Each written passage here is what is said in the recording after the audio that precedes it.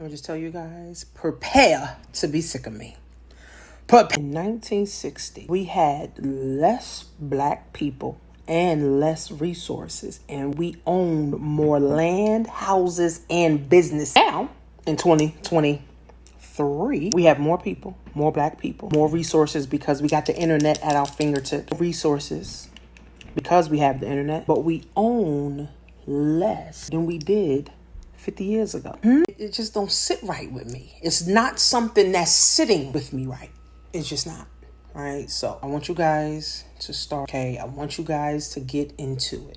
If financial independence, if financial wholeness, if financial wellness is not your goal for 2023, then I don't know what it is.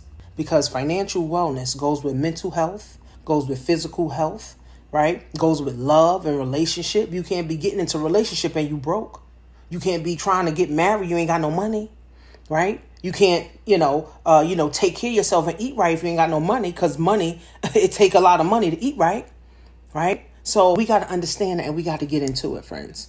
So we got like 5 tickets left, at least 5 or 6 tickets left for this event.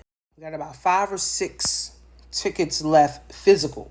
Now, if you want to do virtual, it's only going to be $10 is your cup of coffee, $10 is your cup of Starbucks, even 15. 15 is in person. 15 is your McDonald's meal for lunch. So sacrifice so that you can get some $1 million game. I'm going to be talking about money, insurance, and wealth. I got my partner. He's going to be talking about how to make $1 million with your brand. Then his wife, she's going to talk about emotions behind being wealthy.